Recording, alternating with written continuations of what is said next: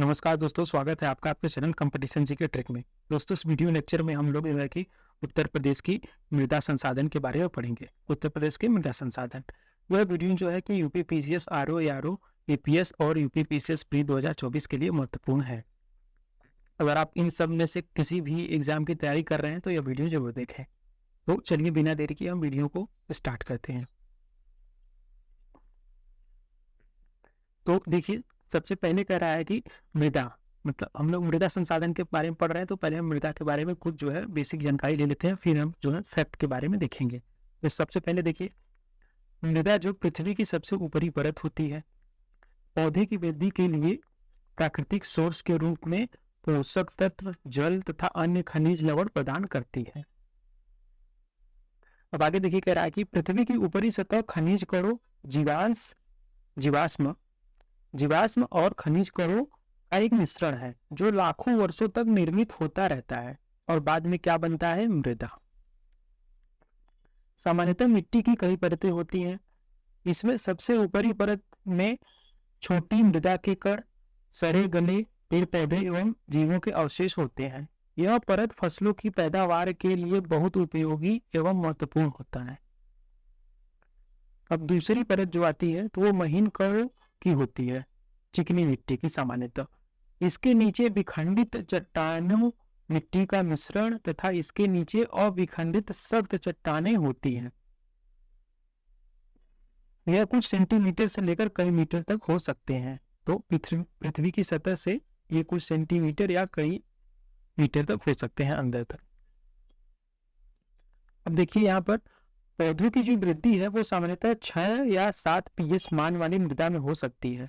जो मृदा का पीएच वैल्यू है वो या तो 6 हो या तो 7। तो इसी में क्या है कि पौधों की वृद्धि हो सकती है। अगर इससे ज्यादा होगा तो पौधे उगेंगे नहीं।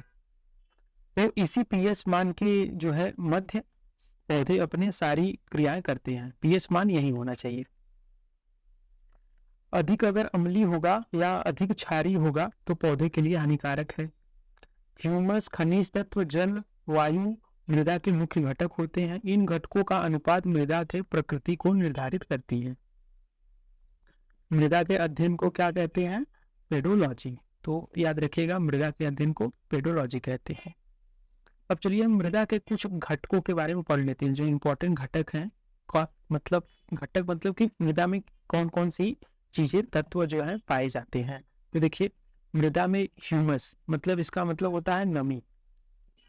ह्यूमस और कार्बनिक पदार्थ कितना होता है? 5 से 10%। खनिज पदार्थ होते हैं 40 से 45%। मृदा जल 25% होते हैं और मृदा वायु 25%। तो आप देख रहे हैं कि मृदा जल, मृदा वायु को मिला के ही 50% हो जा रहा है। तो आप कह सकते हैं कि मृदा में जल एवं वायु को मिला के 50% होते हैं और 50% में खनिज तत्व होते हैं, जैसे कि और खनिज तत्व हो गए, ह्यूमस हो गया, नमी हो गया और कार्बनिक पदार्थ। तो ये देख लीजिए। और देखिए, उत्तर प्रदेश के क्षेत्रफल का लगभग 2/3 भाग गंगा नदी तंत्र की धीमी गति से बहने वाले नदियों द्वारा लाई गई जलोढ़ मिट्टी की गहरी परत से ढकी है। तो आप याद रखिए कि उत्तर प्रदेश का जो मृदा है वो 2/3 जलोढ़ है। अत्यधिक उपजाऊ यह जलोढ़ मिट्टी कहीं रेतीली तो कहीं चिकनी दोमट है। राज्य के दक्षिणी भाग की मिट्टी सामान्यतः मिश्रित लाल, काली या लाल लेकर पीली है। राज्य के पश्चिम उत्तर भाग में यह मिट्टी जो है वो कंकरीली से लेकर उर्वर दोमट है, जो महीन रेत या हुमस मिश्रित है। इसके कारण कुछ क्षेत्रों में घने जंगल भी है। तो ये पश्चिम उत्तर की बात कर रहा है, उत्तर और पश्चिम। अब देखिए, उत्तर प्रदेश में पाई जाने वाली मृदा तुलनात्मक दृष्टि से शुष्क होती है। मृदा में खनिज, जैव पदार्थ, जल, वायु के अलावा कई सूक्ष्म जीव प्रचुर मात्रा में पाए जाते हैं। उत्तर प्रदेश को 3 भौगोलिक क्षेत्रों में बांटा गया है। वो कौन से हैं? भाबर, तराई की मृदा और मध्य के मैदानी क्षेत्रों की मृदा, दक्षिण के पहाड़ी क्षेत्रों के मृदा में विभाजित किया गया है। देखिए, इसके विभाजन में मृदा की बनावट भी शामिल है। अब देखिए, ये है इसका लिस्ट। उत्तर प्रदेश की मृदा। तो इसको थोड़ा सा आप टाइम लगा के समझिए, ध्यान से समझिए। ये देखिए, तो अब आप यहाँ देखिए कि मृदा को जो है 3 भागों में बांटा गया है, उत्तर प्रदेश की मृदा को। तो देखिए, पहला जो है वो भाबर एवं तराई क्षेत्र है। पहला हो गया भाबर और तराई क्षेत्र। दूसरा हो गया मध्य का मैदानी भाग। दूसरा क्या हो गया? मध्य का मैदानी भाग। और तीसरा जो हो गया वो है दक्षिण के पहाड़ी और पठारी क्षेत्र, जिसको हम बुंदेलखंडी मृदा भी कहते हैं। बुंदेलखंड का क्षेत्र में बुंदेलखंडी मृदा। अब ये वे क्षेत्र हैं बुंदेलखंडी क्षेत्र, जैसे कि ललितपुर, झांसी, महोबा, ये सब बुंदेलखंड के क्षेत्र हैं। अब दोस्तों, इन सबको मैं अगर आप मैप में दिखाना चाहूँ मैं आपको, तो देखिए, ये देखिए उत्तर प्रदेश की कृषि क्षेत्र है। तो सबसे पहला क्या है? भाबर और तराई क्षेत्र, फिर है मध्य के मैदानी भाग, फिर है दक्षिण के पठारी भाग। तो अब देखिए, ये वाले जो क्षेत्र है, आप देखिए, पहला जो है तराई क्षेत्र है। तो इसको जो है, ये वाले जो पूरे डिस्ट्रिक्ट हैं, ये वाले, ये ऊपर कौन से हैं? ये जो है भाबर और तराई है। तो ये भाबर और तराई क्षेत्र हो गए पहले वाले। अब दूसरे वाले कौन से थे? मध्य का मैदानी क्षेत्र। तो ये वाले पूरे हो गए मध्य के मैदानी क्षेत्र। ये दूसरे हो गए मैदानी भाग। ये डिसाइड किससे हो रहा है, भाबर या तराई? तो गंगा, जो गंगा नदी है उसके क्षेत्र से। गंगा नदी आपको पता है कि बिजनौर में प्रवेश करती है और यहाँ से होते होते होते यहाँ से ऐसे निकल जाती है। तो इससे ये जो नदी का क्षेत्र है, इससे डिसाइड होता है भाबर तराई, क्योंकि नदियां ही जो है अपने साथ कंकड़ पत्थर, मृदा, कौन मृदा कितनी फर्टाइल होगी, ये इसी से डिसाइड होता है। तो यही अपने साथ कंकड़ पत्थर लेके आती हैं, तो इसी से भाबर तराई और खादर जो है ये कहते हैं। और तीसरा क्षेत्र हमारा है दक्षिण के पहाड़ी या पठारी क्षेत्र। तो ये दक्षिण के जो है बुंदेलखंड के क्षेत्र, ये है पहाड़ी। तो ये 3 हो गए। तो यही बात ही एक यहाँ कह रहा है, ये 3 हो गए। अब इसके भी देखिए, पहले में जो है इसके अंदर भी कुछ कैटेगरी है। तो देखिए, जैसे कि भाबर एवं तराई क्षेत्र हो गए, तो इसमें भाबर क्षेत्र की मृदा हो गई और तराई, तो ये 2 है ही, तो इसमें हो गए। अब देखिए, मध्य के मैदानी भागों में क्या है कि कई प्रकार से मृदा है, क्योंकि हमने देखा कि काफी लंबा है। अब यहाँ से शुरू होकर यहाँ तक है, काफी लंबा है, तो इसमें कई प्रकार के मृदा होंगी। और आपको पता होना चाहिए पहले कि जो उत्तर प्रदेश की कृषि जलवायु है, मृदा, तो खेती कैसे होती है, मृदा की कृषि किसमें होता है? मृदा में। तो इसमें जो है कृषि को 9 प्रकार की जलवायु में बांटा गया है, यही जो है कि मिट्टी के हिसाब से। आप यहाँ देख सकते हैं तराई में जैसे दोमट मटियार, दोमट मृदा है, तो अभी हम यहाँ देखेंगे। अब देखिए, मध्य के मैदानी भागों में कैसी है? जलोढ़ मृदा है। जलोढ़ मृदा में भी 2 प्रकार की मृदा है, भागर और खादर। अब देखिए आगे, फिर लवणी तथा क्षारीय मृदा आ गई, मरुस्थलीय मृदा है, काली मृदा है और भूण मृदा। ऐसे ही दक्षिण के पठारी और पहाड़ी भागों में देखिए, बुंदेलखंड क्षेत्र में लाल मृदा है, पारवा मृदा है, मांड है, राकर है और भोंटा मृदा। तो ये सारी मृदा है, इसको अभी हम आगे विस्तार से पढ़ेंगे। पहले आप इतना देख लीजिए, समझ लीजिए। अगर आप स्क्रीनशॉट लेना चाहते हैं तो ले लीजिए। अब देखिए, ये जो भाबर तराई खादर है, इसको हम एक एक करके समझते हैं। तो देखिए, अगर ये मान लीजिए, ये उत्तर प्रदेश का मैप है और ये नॉर्थ में है। ये वाला हिस्सा जो नॉर्थ है, इसको आप मान लीजिए कि ये नॉर्थ है। यहाँ गंगा का मैदान, गंगा यहाँ से प्रवेश कर रही है, गंगा नदी। और ये वाला जो क्षेत्र है, ये वाला देखिए, ये क्षेत्र है ईस्ट का है, बलिया का है, गाजीपुर, चंदौली, सोनभद्र का। तो ये वाले क्षेत्र हैं ये। तो देखिए, ये जो है ईस्ट के क्षेत्र है, जैसे आप लिख लीजिए बलिया, क्योंकि गंगा नदी जो है बलिया से ही बाहर दूसरे राज्य में जाती है। तो सबसे ऊपरी जो क्षेत्र हो गया, अब देखिए इसको 4 भागों में बांटा गया है, 1 2 3 4। पहला वाला जो क्षेत्र हो गया, सबसे ऊपरी भाग, ये ऊपरी भाग है, ऊपरी गंगा के भाग। तो ये भाबर के मैदान है। क्या, कौन से मैदान है? भाबर के।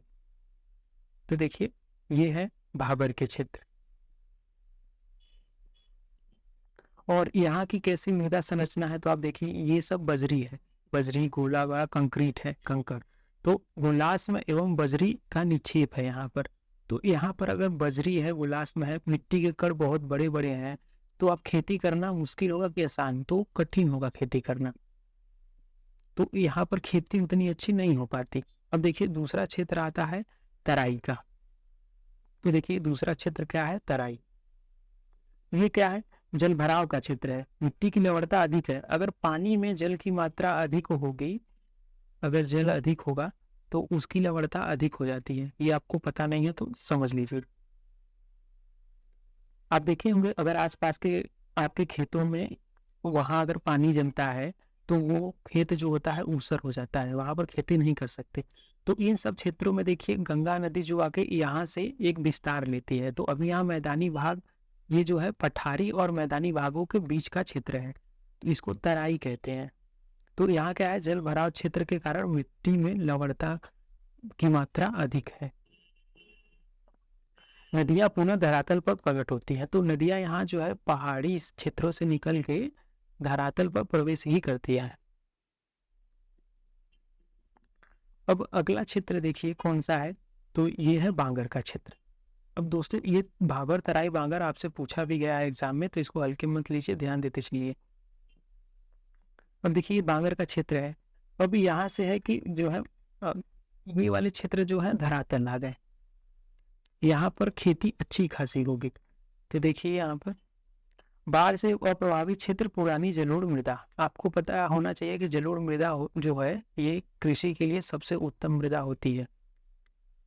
तो बाढ़ से अप्रभावित क्षेत्रों में यहाँ जहाँ अगर जिस क्षेत्र में बाढ़ नहीं आ रहा है, जैसे बाढ़ आता है पूर्वी उत्तर प्रदेश में, तो अगर उन क्षेत्रों को छोड़ दें तो यहाँ पर कृषि कार्य हेतु कम उपयोगी है। बांगर के क्षेत्र जो है जो बाढ़ से अप्रभावित है वो कम उपयोगी है। रेह, कल्लड़, भूड़ ऐसी मृदा यहाँ पर पाई जाती है। मृदा में लवणों की मात्रा जो है उच्च है लेकिन उर्वरता निम्न है। तो ये क्षेत्र हो गए। अब अगला क्षेत्र आप देखिए कौन सा है, खादर। ये खादर। अब सबसे अच्छी भूमि अगर देखा जाए तो ये सबसे अच्छी है कृषि हेतु।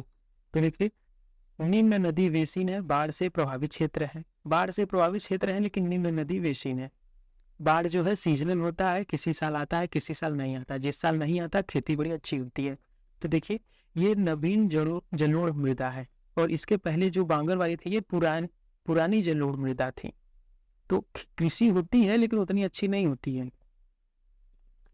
अब देखिए कृषि कार्य हेतु उपयोगी है। तो ये मृदा जो है खादर वाली क्षेत्र की मृदा कृषि कार्य के लिए सबसे उपयोगी है, और इसे काप मृदा भी कहते हैं। तो दोस्तों आप एक बार इसको समझ लीजिए। तो दोस्तों ये सब हमने देख लिया। अब चलिए दोस्तों हम देख लेते हैं एक एक करके कि भाबर, तराई, बांगर, खादर, या ऊपर हमने जो ये पढ़ा कि भाबर एवं तराई क्षेत्र, मध्य मैदानी भाग, ये सारी चीजों को हम डिटेल में एक एक करके देखते हैं। अगर दोस्तों आप ये स्क्रीनशॉट नहीं ले पा रहे हैं तो चिंता मत करिए, मैं टेलीग्राम ग्रुप पे जो है इसको मैं शेयर कर दूंगा। हमारा टेलीग्राम चैनल है कंपटीशन जेके ट्रिक 2024, इसको जो है आप ज्वाइन कर लीजिए। ये पीडीएफ वहीं पर आपको प्राप्त होगा, मैं इसको डाल दूंगा। अब चलिए हम जो है उत्तर प्रदेश की मृदा को हम डिटेल में देखते हैं। तो हमारा सबसे पहला क्षेत्र है भाबर एवं तराई क्षेत्र की मृदा। तो देखिए अब इस मृदा को जो है दो उपवर्गों में विभाजित किया गया है, पहला भाबर, दूसरा तराई। तो सबसे पहले हम देखते हैं अपना पहला भाबर क्षेत्र को। भाबर क्षेत्र कौन सा है, हमने बताया कि ये ऊपर वाले क्षेत्र जो है ये भाबर है। अब देखिए उत्तर प्रदेश का उत्तरी भूभाग हिमालयी नदियों द्वारा लाए गए पत्थर, कंक्रीट, बजरी आदि के जमाव से बना है। अब ये भाबर किससे बना है, हमने स्टार्टिंग में ही बताया था कि नदियां जैसे ही स्टार्ट करती हैं तो अपने साथ कंक्रीट, कंकड़, पत्थर लेके आती हैं, क्योंकि ऊपर से आती हैं तो इनमें तेज धारा होती है, तेज धारा, और अपने साथ ये जो है साथ में पत्थरों को ऊपर से तोड़ के कंकड़ पत्थर लाती है। तो ये पथरीली होती है, कंकड़ी होती है, और बजरी साथ में लेके आती हैं। इनकी जो चौड़ाई होती है सामान्यतः 8 से 10 किलोमीटर होती है। तो इसमें देखिए ये जो इनकी चौड़ाई है ऊपर यहाँ से यहाँ तक अगर ये है तो ये 8 से 10 किलोमीटर जो है चौड़ाई हो सकती है इनकी। इस भूमि में नदियां पत्थर, कंकड़, बजरी के ढेर के नीचे से प्रवाहित होने के कारण अदृश्य हो जाती हैं।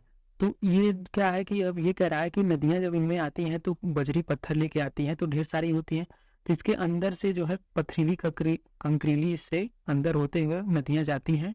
तो इधर क्या होता है कि अदृश्य हो जाती हैं नदियां, पत्थर के नीचे से पानी जाती है तो लगता है कि यहाँ से नदी जा ही नहीं रही है। तो वही कह रहा है यह क्षेत्र कृषि के लिए एकदम उपयुक्त नहीं है।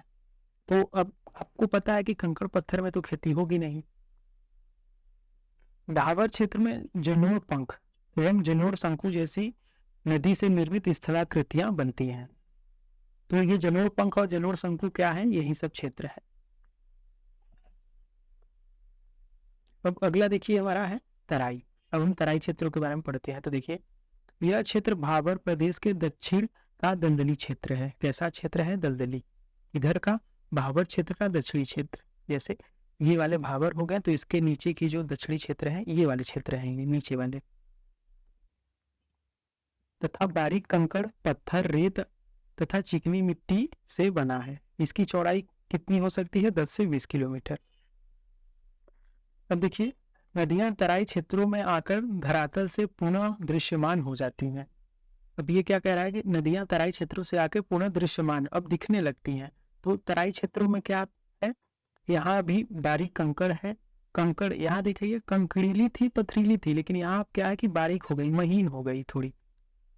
और पत्थर तो होंगे, अब ये जो बजरी थी अब रेत में परिवर्तित हो गई और महीन हो गए, लेकिन अभी भी रेत है। और मिट्टियां कैसी हो गई, थोड़ी चिकनी हो गई। तो इनमें क्या है कि नदियां अब दिखती हैं लेकिन अभी भी खेती करने लायक नहीं है। वर्षा की अधिकता के कारण तराई का विस्तार प्रदेश के पश्चिम की अपेक्षा पूर्व में अधिक पाया गया है।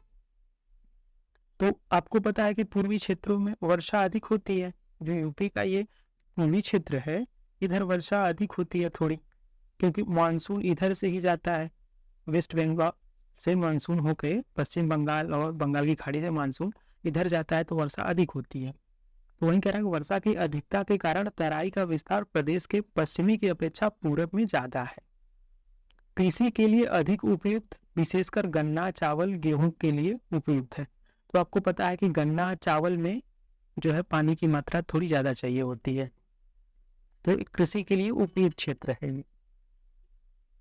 अब आगे चलिए, अब देखिए मध्य के मैदानी क्षेत्रों की मृदा के बारे में देख लेते हैं। तो उत्तर प्रदेश के विशाल मैदानी भाग की मृदा का निर्माण कब हुआ था, किस युग में, प्लेस्टोसीन युग में। तो याद रखिए इसको, यहाँ की जो मृदा है यह प्लेस्टोसीन युग में हुआ था। वर्तमान तक प्लेस्टोसीन से वर्तमान तक अभी हो ही रही है। तथा गंगा और इसकी सहायक नदियों द्वारा बहाकर लाए गए निक्षेपों के जमाव से हुआ है। तो ये जो मध्य के गंगा के मैदानी क्षेत्र हैं, ये जो मध्य के मैदानी भाग हैं ये वाले, इसका निर्माण कब हुआ था, प्लेस्टोसीन युग में, और अभी भी हो रहा है।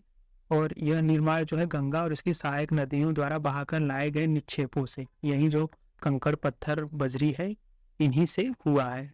समय दर समय साल में ये अब मिट्टी में परिवर्तित हो गए हैं, फर्टाइल मिट्टी में। मध्य के मैदानी क्षेत्र की मृदा जो है विभिन्न वर्गों में विभाजित किया जा सकता है। अब देखिए इनको भी विभिन्न भागों में विभाजित किया गया है, क्योंकि क्षेत्र बड़ा है तो होगा कई टाइप का। तो टाइप हम देखते हैं। तो पहला टाइप है जलोढ़ मृदा। इस मिट्टी का विस्तार उत्तर प्रदेश में तराई क्षेत्रों के दक्षिण तथा बुंदेलखंड के उत्तर पश्चिम दिशा में एक जो है बृहद चौड़ी पट्टी के रूप में हुआ। कौन सा क्षेत्र, तराई क्षेत्रों की दक्षिण और बुंदेलखंड के जो है नॉर्थ वेस्ट दिशा तक है। इस मृदा का निर्माण नदियों द्वारा बहाकर लाई गई कांप मृदा, कीचड़ और बालू एवं तलछट जमाव के द्वारा हुआ है। यह मृदा अत्यधिक उपजाऊ है, क्योंकि नदियों से जो मिनरल्स हैं वो बहाकर लाए गए हैं। तो इससे क्या है कि मृदा जो है उर्वर है, एकदम फर्टाइल है और उपजाऊ है। इस मिट्टी में फास्फोरस, चूना, पोटास प्रचुर मात्रा में है। तो नदियां जो है क्या बहा के लाई हैं, फास्फोरस, चूना, पोटास।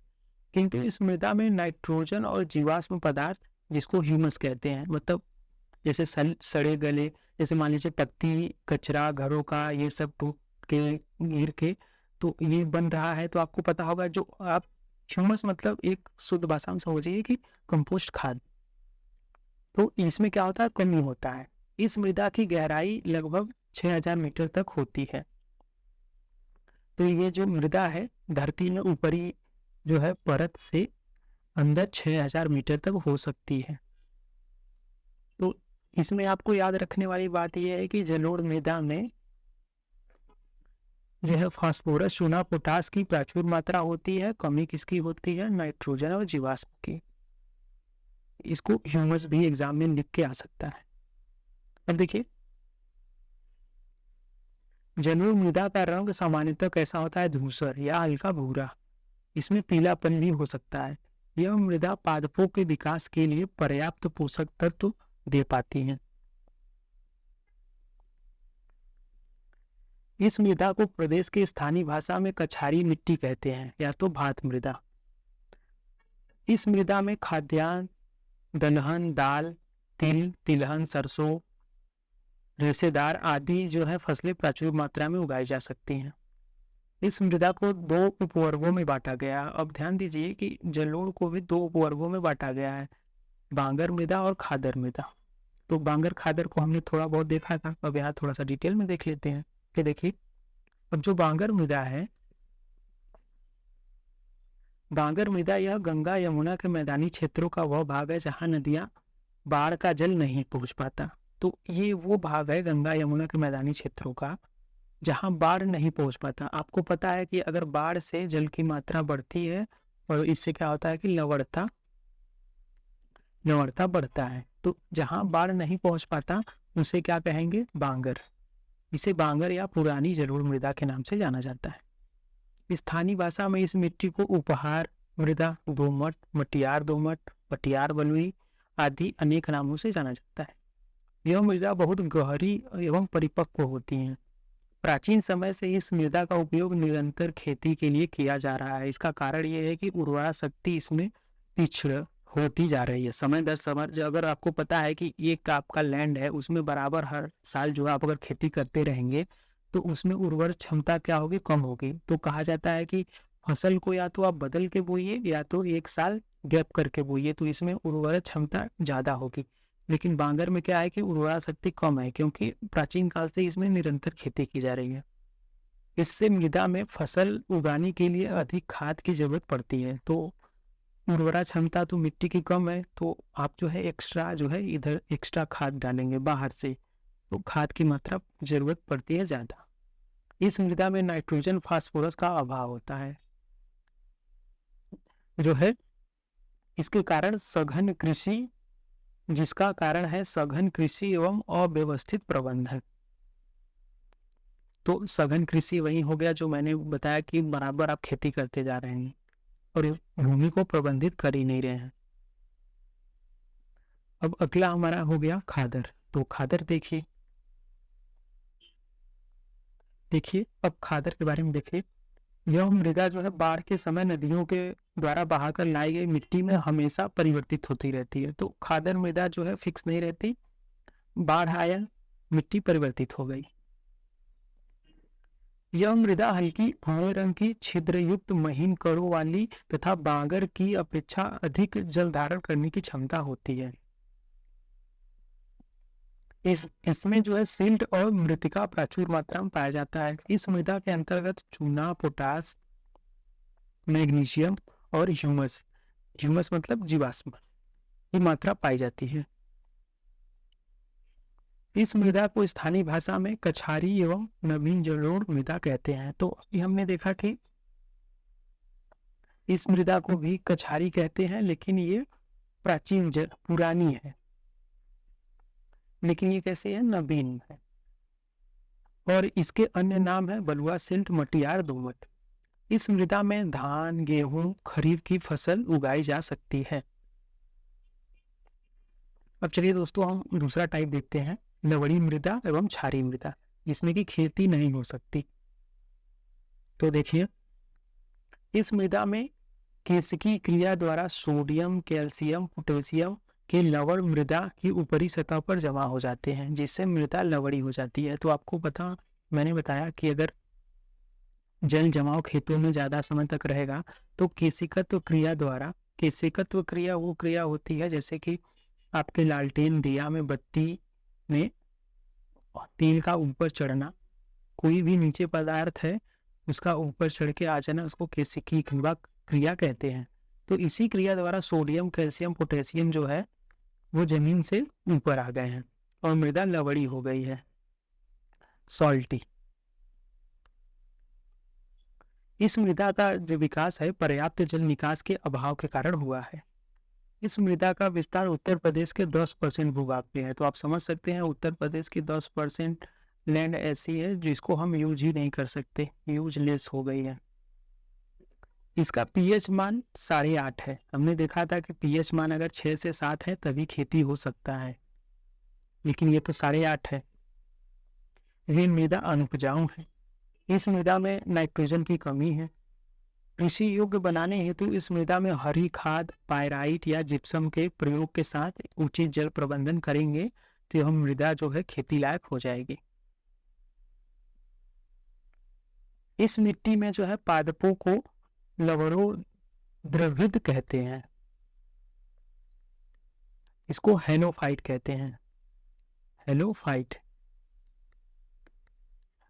वो ये ऐसे पौधे होते हैं जो कि खारे जल में उगते हैं, उसको हेलोफाइट प्लांट कहते हैं। तो ऐसी मृदा को जो यहाँ उगती है उसको लवणोद्रवित कहते हैं।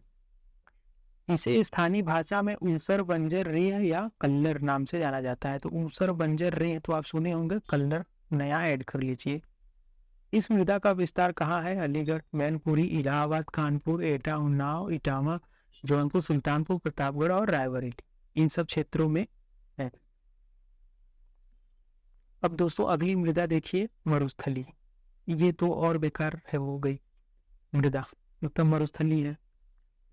पानी की कमी, अधिक तापमान के कारण ये मृदा टूटकर बालू के कणों में परिवर्तित हो जाते हैं। यह मुख्यतः बलुई मृदा है। तो मरुस्थली कैसे हैं? बलुई, बालू। इसमें लोहा, फास्फोरस की प्रचुर मात्रा मिलती है, लेकिन ह्यूमस नहीं होता, जीवाश्म पदार्थ नहीं होते, नाइट्रोजन का अभाव होता है। मरुस्थली मृदा कम वर्षा वाले शुष्क तथा आर्द्र शुष्क क्षेत्रों में पाए जाते हैं। जैसे कौन से क्षेत्र है वो? मथुरा के, आगरा के, अलीगढ़ के। इस मृदा में मोटे अनाज, ज्वार, बाजरा, रागी, तिलहन जैसे खेती ही कर पाएंगे। आपको पता होगा कि ज्वार, बाजरा, रागी और तिलहन जो है, जैसे कि सरसों हो गया, तिल हो गया, इनके लिए बहुत पानी की आवश्यकता नहीं होती, ना भूमि उर्वर हो तो भी चलेगा। अब अगला दोस्तों देखिए, अगली हमारी मृदा है काली मृदा। इसके बारे में देखिए, काली मृदा को रेंगूर या रीगढ़ मृदा भी कहते हैं। काली कपास या करील मृदा के नाम से भी जाना जाता है। तो काली तो ये ठीक है, लेकिन आप एग्जाम में डायरेक्ट क्वेश्चन पूछा गया है कि रेंगूर मृदा किस मृदा को कहते हैं, और ऑप्शन में काली मृदा, जलोढ़ मृदा, भूल मृदा ऐसे करके ऑप्शन दिया रहेगा। तो रेंगूर, काली का दूसरा नाम है रेंगूर। जीवाश्म की अधिकता के कारण इसका रंग काला है। तो काला क्यों है? जीवाश्म बहुत ज्यादा है। अगर जीवाश्म ज्यादा है तो अच्छी होगी। इस मृदा में लोहा, चूना, एल्यूमिना, पोटास, मैग्नीशिया जैसे प्रचुर मात्रा में उपलब्ध है, लेकिन नाइट्रोजन और फास्फोरस जैव पदार्थों की मात्रा कम है। ह्यूमस कम है, नाइट्रोजन कम है, फास्फोरस कम है। इस मिट्टी की जल धारण की क्षमता अधिक है। यही कारण है कि यह मिट्टी जो है शुष्क कृषि के लिए अनुकूल है। इसका निर्माण चट्टानों के 2 ढक्कन ट्रैप, लौहयुक्त नीच तथा शिस्ट से बना हुआ है। तो इसका निर्माण दक्कन ट्रैप के पठारों से हुआ है, याद रखिए।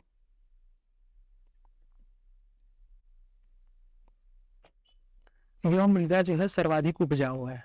तो मैंने कहा कि अगर इसमें जो है कि जीवाश्म की अधिकता है तो इसमें जो है कि उपजाऊ होगी। इसमें कपास, मूंगफली, दलहन, तिलहन, तंबाकू, गन्ना आदि की कृषि की जा सकती है अधिक मात्रा में।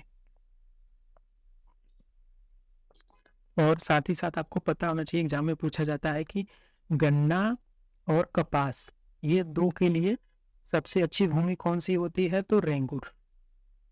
एग्जाम में डायरेक्ट पूछा गया है, रेंगुर या काली। तो दोस्तों याद रखिएगा। ये टॉपिक से आप दोस्तों मान के चलिए कि आप यहाँ से जो है 4 से 5 प्रश्नों को उम्मीद कर सकते हैं, डायरेक्ट इनडायरेक्ट। जैसे मैंने आपको बताया कि दूसरा पूछ लेगा कि काली मृदा कहाँ है। अब आप यहाँ समझ सकते हैं कि अगर ये कह रहा है कि यह दक्कन ट्राइब के लौह युक्त से बना है, तो आप इसको समझ जाइए कि ये बात कर रहा है कौन सी मृदा की, उत्तर प्रदेश की दक्षिणी भाग की मृदा की। तो ये सब आप समझते चलिए। अगला मृदा देखिए भूण मृदा है, इसको दोमट मृदा भी कहते हैं। तो देखिए भूण मृदा हल्की दोमट एवं मिश्रित बलुई मिट्टी होती है। अब देखिए इसकी उत्पत्ति जो हुई थी अभिनूतन काल प्लायोसीन काल में, जो प्लायोसीन युग है उस काल में हुई थी। मध्य के मैदानी भागों में गंगा यमुना तथा इनकी सहायक नदियों से बाढ़ वाले क्षेत्रों में बहुत पहले से ही पाए जाने वाली मिट्टी के 10 से 20 फीट ऊंचे ऊंचे टीले वाले क्षेत्र को भूण कहते हैं।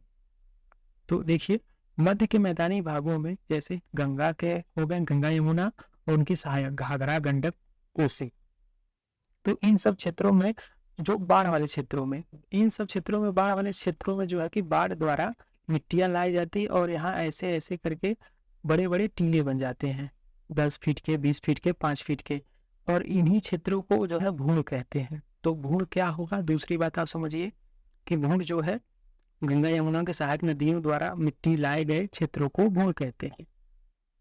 गंगा द्वाब में असामान्य भू आकृतिक लक्षण वाले वायु निर्मित निरपेक्ष को भूण नाम से जाना जाता है।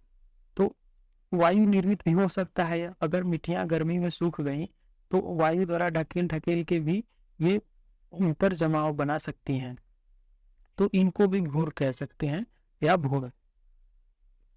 इनमें ही मध्य द्वाब क्षेत्र में विशेष भूमि मिट्टी का निर्माण हुआ है। तो जो मध्य द्वाब के क्षेत्र हैं, मध्य दुबाब वाले क्षेत्रों की मिट्टियां वो कैसे बनी है, ऐसे ही बनी है। अब आगे देखिए, यह प्रदेश के मुरादाबाद बिजनौर जिले में गंगा के पूर्वी तट पर ये भूर निक्षेप बलुई मिट्टी के उच्च प्रदेशों का निर्माण करती हैं। तो ये मुरादाबाद बिजनौर, तो ये कौन से क्षेत्र है, आप यहाँ देखिए।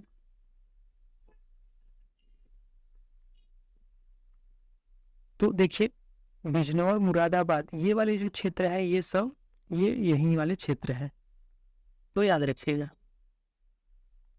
अब दोस्तों चलिए हम अगला जो है टॉपिक पढ़ते हैं, दक्षिण के पहाड़ी या पठारी क्षेत्रों की मृदा, जो हमने लास्ट में पढ़ा था।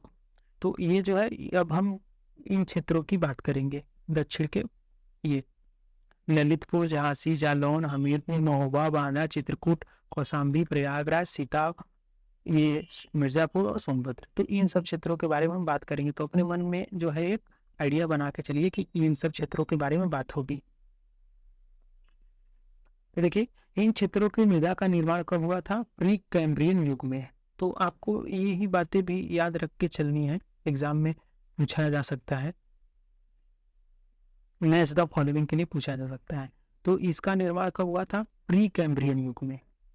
ये चट्टानों और उनके अनेक भौतिक, रासायनिक और जैविक क्रियाओं के परिवर्तन स्वरूप जो निर्माण हुआ उसे कहेंगे दक्षिण के पठारी या पहाड़ी क्षेत्रों की मृदा। इसे बुंदेलखंडी मृदा भी कहते हैं। ये कहाँ है, तो ललितपुर, हमीरपुर, जालौन, चित्रकूट, बांदा, महोबा, सोनभद्र, चंदौली, मिर्जापुर और दक्षिणी इलाहाबाद। तो मैंने बताया कि ये जो नीचे वाले सारे क्षेत्र हैं ये पूरे, इनको 5 वर्गों में, उपवर्गों में बांटा गया है। तो देखिए सबसे पहला आता है लाल मृदा। इस मृदा का निर्माण बालू युक्त, तो ध्यान रखिए कि लाल मृदा जो है बालू युक्त है, बालू युक्त बिंद चट्टानों के टुकड़ों से फूटने से बना है। तो आपको पता है कि यही जो क्षेत्र है, साथ ही साथ ध्यान देते चलिए कि ये बिंद श्रेणी की क्षेत्र है, मिर्जापुर सोनभद्र में लगते हैं। तो इन्हीं के चट्टानों से जो है, बिंद के चट्टानों से टूटने फूटने से यह मिट्टी बना है, इसको लाल मृदा कहेंगे और यह बालू युक्त है। इस मिट्टी में और साथ ही साथ समझते चलिए कि अगर ये क्षेत्र है तो इलाहाबाद में जो है ये क्षेत्र उपलब्ध है, और इलाहाबाद जो है कांच बालू का सबसे बड़ा उत्पादक है यूपी में। तो आप अगर डेमोग्राफी पढ़ रहे हैं, भूमि पढ़ रहे हैं, मृदा पढ़ रहे हैं, तो आपको देखिए ऑटोमेटिक मिनरल्स याद आ गए। मिनरल्स आप समझ सकते हैं कि यहीं पर मिल सकता है। तो टॉपिक जो है मिला के पढ़ने का यही फायदा होता है। देखिए इस मृदा में नाइट्रोजन, फास्फोरस, चूना जैव तत्वों का अभाव होता है, मतलब ये नहीं पाए जाते इसमें। तो पाए क्या जाते हैं? लौह तत्व, एल्यूमिना और चूना। चूना कुछ तत्व पाए भी जा सकते हैं, नहीं भी। तो मान के चलिए कि लौह जो है, लौह और एल्यूमिना ऐसे तत्व पाए जाते हैं। चूना जनरली आपको हर जगह मिलेगा। ग्रेनाइट सैलों से निर्माण के कारण इनका रंग भूरा हो गया है। तो विंध्य चट्टान कैसी है? ग्रेनाइट। और यही ग्रेनाइट चट्टानें टूटी है तो इनका रंग भूरा हो गया है, चॉकलेटी हो गया है, पीला हो गया और काला हो गया है, काला तक पाया जाता है। इनमें छोटे बड़े कणों वाली मिट्टी काफी उपजाऊ होती है। जो छोटे मोटे कणों वाली मिट्टियां होती हैं काफी उपजाऊ है, जबकि बड़े कणों वाली मिट्टियां हैं उर्वरता विहीन है, मतलब बंजर है। इस मृदा में मोटे अनाज, दलहन, तिलहन की कृषि कर सकते हैं। तो हमने पहले देखा कि मोटे अनाज, दलहन, तिलहन को उगाने के लिए आपको न बहुत पानी चाहिए न बहुत उर्वरता। तो लाल मिट्टी में ये उग सकते हैं। और इनका विस्तार झांसी, ललितपुर, मिर्जापुर, सोनभद्र, चंदौली, बांदा तक है। तो मैंने अभी बताया कि इनका विस्तार जो है इन सब क्षेत्रों में है। अब इसमें देखिए अगली मृदा जो आ रही है दक्षिण क्षेत्र भागों में, पठारी भागों में, दूसरी है परवा।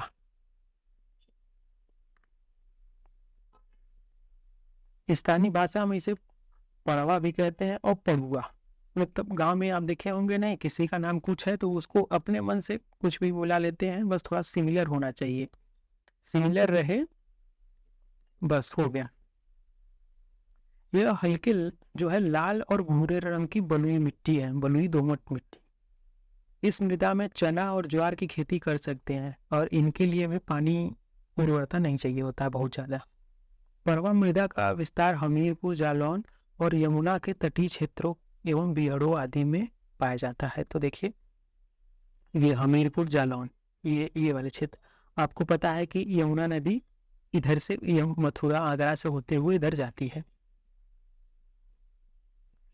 अब अगली टाइप की जो भूमि आ गई वो माड़ मृदा। इस मृदा में क्या होता है? सिलिकेट, लोहा और एल्यूमिनियम खूब पाया जाता है। और जो है यह मृदा रेंगुर मृदा के समान चिकनी और काली होती है। तो माड़ कैसी मृदा होती है? काली। एक्स्ट्रा इन्फॉर्मेशन आप याद रखिए। और यह रेंगुर मृदा का ही एक रूप है। और हमने वहां भी देखा था कि लोहा काली मृदा में पाया जाता था, इसीलिए ये काली हो गई थी। इस मृदा में जल का अभाव होता है और नमी कम रहती है। इस मृदा पर कृषि करना बहुत कठिन है, जल नहीं है तो कृषि नहीं। और जो है अल्पावधि के 3-4 महीने की कुछ खेती कर सकते हैं आप, जो वैसी फसल जो 3-4 महीने में बो के काट ली जाती हो। माड़ मृदा का विस्तार प्रदेश के पश्चिमी जनपदों में है, पश्चिमी जनपद ये वाले क्षेत्र। अब अगली टाइप की हमारी जो मृदा आ गई वो राकड़ मृदा। तो राकड़ मृदा, इस मृदा में जैव तत्व का अभाव होता है। इसका रंग प्रायः लाल और भूरा होता है। तो ध्यान रखिए कि ये कैसी होती है? लाल और भूरी मृदा है, जैव तत्व नहीं पाए जाते हैं। इस मृदा को 2 वर्गों में, मोटी राकड़ और पतली राकड़ में वर्गीकृत किया सकता है, इतना इंपॉर्टेंट नहीं है। इस मृदा में चना, तिल जैसी खेती कर सकते हैं और इसका विस्तार जो है पठारी ढालों पर होता है। ऐसे पठार है इनके जो आसपास के क्षेत्र हैं यहाँ पर, तो मतलब सीमित है ये बहुत। अगली टाइप की जो मृदा है वो है भोंटा मृदा। इस मृदा का रंग हल्का लाल है, हल्का लाल होता है। इस मृदा में मोटे अनाज की फसलों को उगाया जा सकता है। इस मृदा का विस्तार विंध्य पर्वत की श्रेणी तक है। तो हमने बताया था कि ये जो मिर्जापुर, सोनभद्र, चंदौली क्षेत्र है, अब देखिए इस मृदा का नाम है भोंटा, भोंटी, भोंटा, जो भी भोंटा मृदा है, तो इन क्षेत्रों में है। तो इन्हीं क्षेत्रों में जो है कि भोंटा ट्राइब पाए जाते हैं, भोंटा जनजाति इन्हीं क्षेत्रों में पाई जाती है। तो इससे देखिए आपको काफी एक नॉलेज हो गया कि भोंटा ट्राइब भी इसी क्षेत्रों में पाई जाती है, इसीलिए मृदा का नाम भोंटा है। तो ये हो गया। अब चलिए दोस्तों हम जो है कि प्रदेश की मृदा का कुछ स्थानीय नाम जान देख लेते हैं। जैसे अभी हमने यहाँ देखा कि स्थानीय है, जैसे परवा है, इसको पड़वा, पड़ुआ कुछ ही बुला रहे हैं, तो उन्हीं को हम देख लेते हैं। एक साथ देखेंगे तो एग्जाम में आपको याद करने के लिए आसानी होगा। तो देखिए सबसे पहली मृदा हमारी खादर है, तो खादर को देखिए स्थानीय नाम से क्या जाना जाता है, नवीन जलोढ़, कछारी, दोमट, मटियार, सिल्ट बालू, ये सब खादर टाइप की मृदा है। बांगर को पुरानी जलोढ़, तो ध्यान रखिए खादर जो है नवीन जलोढ़ है और बांगर है पुरानी। उपहार मृदा, दोमट, मटियार, इनमें ये जो है पुरानी जलोढ़ हो गई और ये है नवीन। रेह, बंजर और कल्लर, कल्लर क्या है, लवड़ी और क्षारीय मृदा है, ऊसर भूमि से। भंड जो है ऊंचे टीले हो गए, ये बलुई मिट्टी है। जल और हवा से बनाए गए टीले को भूण कहते हैं। रेंगुर, करेल और कपास मृदा, काली मृदा को कहते हैं, ये इंपॉर्टेंट मृदा है। लाल मृदा, परवा, पड़वा, मार, भाड़, राकर, राकड़ या भोंडा, ये सब बुंदेलखंड क्षेत्र की मिट्टियां हैं। उन्होंने बताया कि बुंदेलखंड जो है ये वाले क्षेत्र हैं। अब आगे चलिए मृदा का अपरदन देख लेते हैं। हमने मृदा देखा, तो मृदा का जो सबसे बड़ी कमी है या मृदा में जो नुकसान होता है वो अपरदन से होता है, इसको कटाव भी कहते हैं। किसका, मिट्टी का, मिट्टी का कटाव। देखिए मृदा अपरदन का तात्पर्य मृदा के ऊपरी जो स्तरों का विनाश है, जो मृदा का ऊपरी लेयर है उसका विनाश है। विनाश कैसे होगा, कटाव से होगा। अब दोस्तों चलिए आगे देखिए, तो आगे हम देखते हैं कि मृदा अपरदन एक्चुअली में कहते किसे हैं। तो देखिए प्राकृतिक एवं मानवीय गतिविधियों से अपरदनात्मक क्रियाओं द्वारा मृदा की ऊपरी परत का क्षरण क्या कहलाता है, मृदा अपरदन। तो हमने देखा कि मृदा की जो ऊपरी परत है उसका विनाश या तो क्षरण, तो मृदा अपरदन कहलाता है।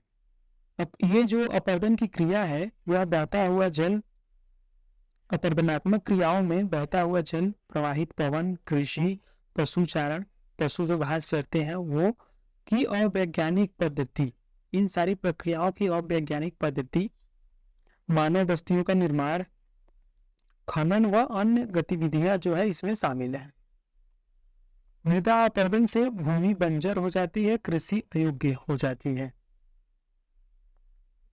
अब देखिए अगला जो है इसी में एक चीज होता है मृदा का अपकर्षण। तो ये क्या है, देखिए मृदा में उर्वरता का ह्रास अपकर्षण कहलाता है। जैसे कि ये मृदा अपरदन के अंदर गति आता है, तो मृदा से जो है ऊपरी परत का विनाश, मृदा अपरदन। मृदा अपरदन एक अपने आप में देखिए क्या है, ये क्रिया है, मिट्टी के ऊपरी परत का कटाव। अब इससे क्या होता है कि अगर मिट्टी में अगर उर्वरता की कमी हो जाए तो इसे मृदा अपकर्षण कहेंगे। इसमें क्या होता है कि मृदा का पोषक स्तर कम हो जाता है, बहुत ज्यादा गिर जाता है। मृदा के दुरुपयोग एवं अपरदन के कारण मृदा की गहराई या परत की मोटाई कम हो जाती है। मृदा अपकर्षण की दर जो है भूगर्भिक संरचना, वर्षा की मात्रा एवं पवनों की गति के अनुसार एक स्थान से दूसरे स्थान पर भिन्न भिन्न हो सकती है। मृदा अपरदन के कारण देखिए, तो ये तो आपको कारण पता ही होगा। अब देखिए मृदा अपरदन के कारण कौन कौन से कारण हो सकते हैं, तो या इसके देखिए जैसे जलीय अपरदन हो सकता है, जल द्वारा कटाव, वायु से अपरदन हो सकता है, झूम कृषि, निर्वनीकरण, अत्यधिक पशुचारण, हिमानी अपरदन, भूस्खलन अपरदन, परत अपरदन एवं अवनालिका अपरदन, ये सारी चीजें जो है मृदा अपरदन के कारण है। अब मृदा को संरक्षित कैसे करें, तो देख लीजिए। अब ये दोस्तों थियोरेटिकल टॉपिक है, ये आपके एग्जाम प्री के लिए उतना महत्वपूर्ण नहीं है, लेकिन आपके माइंड में एक बेस बनाने के लिए जरूरी है। तो देखिए, मृदा संरक्षण से तात्पर्य है जो मृदा को अपने स्थान से हटाने से रोक दे। तो हमने क्या देखा था, मृदा क्षरण क्या है, ऊपरी स्तर का विनाश, और यही विनाश को अगर कोई रोक दे तो वो क्या हो जाएगा, मृदा संरक्षण। मृदा अपरदन को रोकने के लिए अनेक उपाय हैं। तो देखिए उपाय, पहले तो उपाय के लिए आपको समस्या का पहचान करना पड़ेगा, तब होगा उसका सामाजिक, आर्थिक और तकनीकी पक्ष द्वारा समाधान। तो देखिए, पहला तरीका हो सकता है जैविक उपाय से। कैसे? फसल चक्र को बदल बदल के, एक साल गेहूं बोइए, एक साल धान बोइए, और एक साल हो सकता है आप गैप रखिए। ऐसे कर सकते हैं फसल चक्र को बदल बदल के। वृक्ष का रोपण कर सकते हैं। अगर आप फसल के आसपास वृक्ष का रोपण कर देंगे तो इससे क्या होगा कि मृदा का कटाव रुक जाएगा। कृषि वानिकी लगा सकते हैं, जो छोटे छोटे पेड़ पौधे कृषि लगा सकते हैं। इससे क्या होता है कि उर्वरक क्षमता बढ़ जाएगी। वर्मी कंपोस्ट, हरी खाद एवं जैविक खाद, आप अपने खेत में जो है कुछ हरी खाद के पौधे लगा सकते हैं, फिर बाद में उसको फसल के बोने से पहले उसको जुतवा दें। ये जो फसल है इसमें मिट्टी के रूप में, ह्यूमस के रूप में बैठ जाएंगी और इससे जो है उर्वरता बढ़ेगी। वर्मी कंपोस्ट, आपके घरों में जो गाय भैंस के जो गोबर है, जो हरी सब्जियों के हैं, उसको आप डालिए इसमें। ऐसे देखिए मल्चिंग क्रिया, मल्चिंग क्रिया क्या होती है, पलवार या मल्चिंग। तो मल्चिंग क्रिया होती है यही सब, हरी खाद को आप ऐसे करके किसी चीज से दबा दीजिए मिट्टी में। पट्टीदार खेती करिए, फसल चक्र में पट्टीदार, जैसे कि ये आपका पूरा एक लैंड है, तो इसमें आप खेती, हम जनरली कैसे करते हैं, पारंपरिक कृषि क्या करते हैं, खेत से ऐसे ऐसे पूरा हम जुतवा देते हैं, फिर इसमें प्लांट लगा देते हैं और पूरे खेत में जो है प्लांट लगता है। लेकिन ये पट्टीदार खेती ये नहीं कह रहा है कि आप ऐसे खेत में पट्टी लगाइए। जैसे आपको धान बोना है तो ऐसे पूरे खेत में धान न बो के इस जो है पट्टी बना के इसमें धान बोइए। अब देखिए मैकेनिकल उपाय, यांत्रिक उपाय, ये हमारे जैविक उपाय हो गए। मैकेनिकल उपाय जैसे खेत में कुछ कार्य करके, ये तो हमने बो के देखा कि कोई चीज वस्तु बोएंगे तो। ये हो सकता है आपका मेड़बंदी कर दीजिए, खेतों में मेड़बंदी, बड़ी सी खेत है उसको मेड़बंदी करके छोटे में कर दीजिए। संरक्षित रेखी कृषि करिए, रेखी कृषि, पत्थर के मेड़ या चट्टाने बांधकर, ये हो सकता है। सामाजिक उपाय भी कर सकते हैं, जैसे अतिचारण बंदी कर दीजिए। पशु की जो चराई है बहुत ज्यादा करा रहे हैं तो उसको मत करिए, घर पे भूसा दीजिए उसको। कुल्हाड़ बंदी, झूम खेती और लोक सहभागिता। झूम खेती वो होता है फसल को बो के जलाया जाता है, तो ऐसा मत करिए।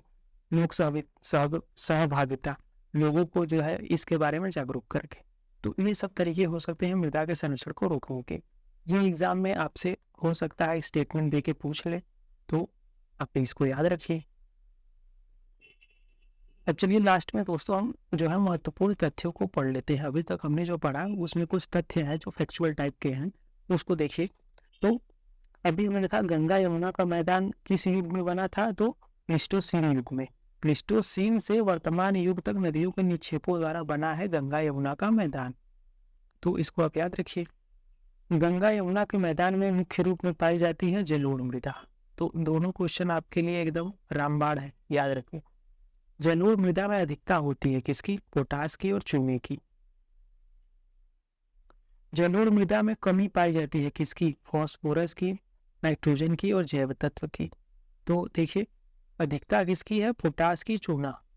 तो पोचू की अधिकता है और जो है इसकी फास्फोरस की कमी है। अगर आप अधिकता पता है तो बाकी जो बचे वो कमी ही होगी। मरुस्थली मृदा में कहाँ मरुस्थली मृदा पाई जाती है, तो यह मथुरा आगरा जिले में। तो इसको आप याद रखिए थोड़ा, क्योंकि दो ही जिला है, सीमित जिला है, तो मथुरा आगरा, और मथुरा आगरा दोनों पड़ोसी जिला है, मथुरा आगरा। काली मृदा पाई जाती है पश्चिमी उत्तर प्रदेश और बुंदेलखंड में। विंध्य पर्वतीय क्षेत्रों में पाई जाती है भोंटा, हमने बता दिया कि भोंटा ट्राइब भी है। काली मिट्टी या रेंगुर मिट्टी के समान चिकनी मिट्टी होती है भाड़। राज्य में कुल पारिस्थितिकीय क्षेत्र कितने हैं, 20, याद रखिए। राज्य में कुल जलवायु कृषि क्षेत्र कितने हैं? 9। राज्य में कुल मृदा समूह क्षेत्र कितने हैं? 8। तो दोस्तों ये तीनों तो आप एकदम याद रखिए, आप ये चीजें जो है पहले भी पूछी जा चुकी हैं। राज्य में कुल कितनी कृषि जलवायु क्षेत्र है? तो 9 है। तो ये देखिए हमने यहाँ देखा ही था कि राज्य में कुल 9 जलवायु क्षेत्र है।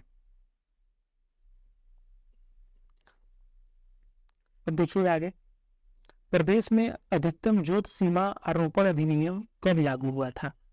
ये कौन सा लॉ है? देखिए इसको सीलिंग लॉ भी कहते हैं, सीलिंग लॉ। इसमें क्या हुआ था, 1960 में ये कानून आया था। इसमें क्या हुआ था कि जिस जमींदार के पास बड़ी सी लैंड है, मतलब इसमें एक लिमिट लगाई गई थी कि इतने जमीन से ज्यादा, अगर वो लिमिट थी 18 हेक्टेयर या 18 एकड़, इससे ज्यादा अगर किसी के पास भूमि है, अगर किसी के पास 20 है, तो इसकी 20 जो है 2 एकड़ ले ली जाएगी और गरीबों को दे दी जाएगी। और ये अपने आप में क्योंकि बहुत बड़ा था आंकड़ा। तो देखिए प्रदेश में जो है कम नमी भूमि वाले कौन से जिले हैं? तो बागपत, हाथरस। और आपको ध्यान में चाहिए जो मथुरा है, यहाँ सबसे कम वर्षा होती है। तो हमने देखा था कि जो ये मरुस्थलीय रेगिस्तानी मृदा है वो मथुरा आगरा तो है ही, और क्योंकि मथुरा में सबसे कम वर्षा होती है उत्तर प्रदेश में, और सबसे ज्यादा गोरखपुर में होती है। तो हाँ देखिए, राज्य के कुल क्षेत्रफल के संदर्भ में नमी भूमि, जिसको वेटलैंड कहते हैं, का क्षेत्रफल कितना है? तो यह 5.15%। राज्य का सर्वाधिक नम भूमि वाला क्षेत्र कौन सा है? सोनभद्र है। प्रदेश में सबसे अधिक मृदा अपरदन का कारण क्या है? जल। आपको पता है कि यहाँ बहुत सारी नदियां हैं तो वो कटाव करती हैं। राज्य में मृदा अपरदन से सबसे अधिक प्रभावित जिला कौन सा है? इटावा। इटावा देखिए कहाँ है, तो ये देखिए इटावा है, ये जिला जो है इटावा है। तो ये दोस्तों ये सारे हो गए, आप इसको याद रखिए। अब चलिए दोस्तों हम कुछ परीक्षा उपयोगी प्रश्नों को यहाँ देख लेते हैं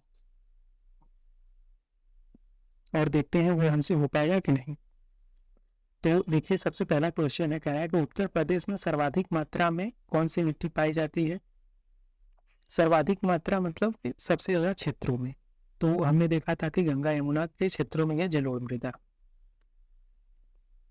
मृदा अपरदन को रोका जा सकता है, तो अभी हमने पढ़ा, तो बताइए कैसे रोका जा सकता है? अति चराई से, ऐसे तो बढ़ जाएगा। वनस्पति के उन्मूलन से, गलत है। वनारोपण से, अच्छी संख्या में वृद्धि करके, तो ये सब फालतू है। आंसर है सी। अब देखिए उत्तर प्रदेश में सस्य जलवायु क्षेत्रों की संख्या कितनी है? तो अभी हमने देखा कि उत्तर प्रदेश में जो जलवायु क्षेत्रों की संख्या है वो 9 है। प्रदेश में अवनालिका अपरदन से सबसे अधिक प्रभावित जिला कौन सा है? तो यह जिला जो है इटावा है। अभी हमने देखा कि अपरदन से सबसे अधिक प्रभावित। प्रदेश में वायु मृदा अपरदन से सर्वाधिक प्रभावित जिला कौन सा है? कि देखिए ये अवनालिका अपरदन की बात कर रहा है और ये जो है वायु मृदा अपरदन की, तो दोनों अलग अलग बातें हैं। तो इससे जो है पश्चिमी क्षेत्र ज्यादा प्रभावित है। प्रदेश में कुल कितने पारिस्थितिकीय क्षेत्रों में बांटा गया है? प्रदेश को कुल कितने क्षेत्रों में, पारिस्थितिकीय क्षेत्रों में बांटा गया है? तो ये भी हमने अभी देखा, कितना था? 20 था। आपको एक बार मैं दिखा देना चाहूंगा। देखिए कुल पारिस्थितिकीय क्षेत्रों की संख्या 20 है, कुल जलवायु क्षेत्रों की संख्या है 9, और कुल मृदा समूह कितने हैं? 8। तो ये तीनों फैक्ट आपको याद रखने हैं, और जो 9 है पूछा जा चुका है। लाल मिट्टी कहाँ पाई जाती है? तो लाल मिट्टी तो देखिए यह मिर्जापुर और झांसी के क्षेत्रों में। ऐसे देखिए कृषि श्रम उत्पादकता सर्वाधिक है, किस जिले में है कृषि श्रम उत्पादकता? तो यह पश्चिमी उत्तर प्रदेश में। भारतवर्ष में प्रथम कृषि विश्वविद्यालय की स्थापना कब की गई थी? तो भारतवर्ष में जो सबसे पहला कृषि विश्वविद्यालय की स्थापना की गई थी, यह गोविंद बल्लभ पंत कृषि विश्वविद्यालय कहाँ है? पंतनगर में। यह कहाँ है? उत्तराखंड में। गेहूं के अधिकतम उत्पादन वाला राज्य कौन सा है? तो आपको ये बात तो जरूर पता होना चाहिए कि ये अपना उत्तर प्रदेश है, गेहूं में प्रथम है। और अगर जो है चावल या धान में बोला जाए तो यह वेस्ट बंगाल है, धान में। तो दोस्तों ये आपको याद रखना है। तो दोस्तों हमारा वीडियो जो है यहीं पर समाप्त होता है। वीडियो आपको कैसा लगा ज़रूर बताइएगा। और अगर वीडियो अच्छा लगा तो आप प्लीज़ लाइक करिए। और ये पीडीएफ जो है मृदा का काफ़ी इम्पोर्टेंट है। ऊपर के जो ये वाले थे तो हो सकता है कि आप लोगों ने अगर स्क्रीनशॉट नहीं लिया है ये सब लिखने की वजह से, तो मैं इसको जो है मैं अपने टेलीग्राम चैनल पर अपलोड कर दूंगा। टेलीग्राम चैनल का नाम है कंपटीशन जीके ट्रिक। मैं कमेंट में उसका लिंक डाल दूंगा, आप वहाँ से जाकर ज्वाइन कर लीजिएगा। पीडीएफ आप जो है आपको वहीं से प्राप्त होगा। तो दोस्तों वीडियो देखने के लिए धन्यवाद।